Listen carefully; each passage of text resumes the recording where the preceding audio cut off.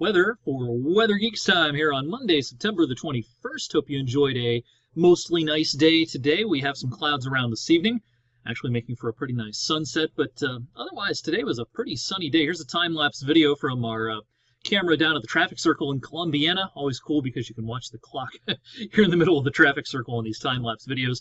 Blue skies most of the day. You'll notice as we go towards the end of this video, though, clouds did start to roll in a little bit. These clouds were coming in from the east. Let me actually put up the infrared satellite here because we're losing the visible, of course. And the main cloud shield, of course, is out to the east, but we're just kind of on the back edge of this little bank of clouds right in through here. As I'm recording this right around 7:30, let's take a live look outside here in Boardman. Nice pink-red sky. If you have any great sunset pictures, weatherpics at wfmj.com, or you can send them to me on Facebook and on Twitter. Again, here's the satellite picture. Just, you zoom in a little bit here, you can just kind of see this bank of clouds that nosed in from the east towards the end of the day. But sunshine ruled the day today. It's going to rule most of our coming days.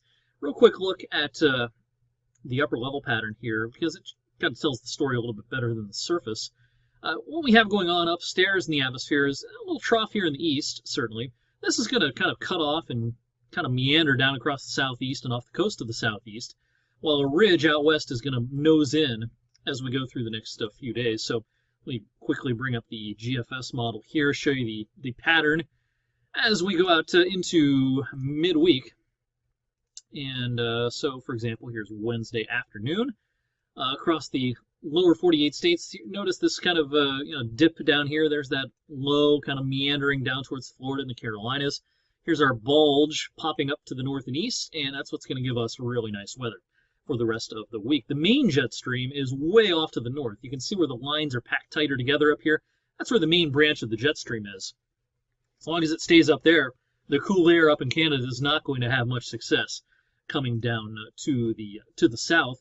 Now, with that system down off the coast of the southeast, some ugly weather for a few days down in Florida, Georgia, parts of the Carolinas. If you know anybody that's vacationing at Myrtle Beach or Hilton Head, places like that, this isn't very nice. Here's a look at Thursday, rainy day, parts of the Carolinas. And up here where we live, another bubble of high pressure over Hudson Bay gives us a great stretch of weather, it looks like, for the end of the upcoming week. So smooth sailing in the forecast through the end of the week. What about the longer range? Well, this is bright orange, and this is the 8 to 16-day outlook showing temperature anomalies. This takes us from the 29th through October 7th, so the very end of September and the first week of October.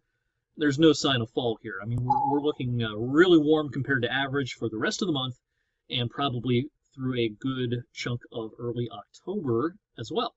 All right, I'm going to blog about this on ericwfmj.com, but you may have heard that we have a really awesome eclipse coming on Sunday. This is a lunar eclipse, but it's a full lunar eclipse, and not only that, it's a supermoon. So the moon's a little bigger than it usually is, and it's going to be an eclipse. And this is at a time of day that's humane. This isn't occurring at 4 in the morning or anything like that. This will be a total eclipse, and it will be visible here in Ohio and Pennsylvania. Here's the area where the eclipse is visible in the dark color here, roughly from the central U.S. out into parts of Europe and Western Africa.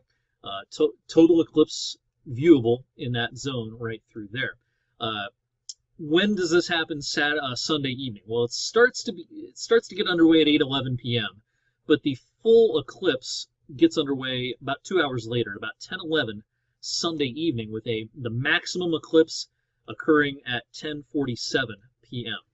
And that lasts for about a half an hour or even 40 minutes.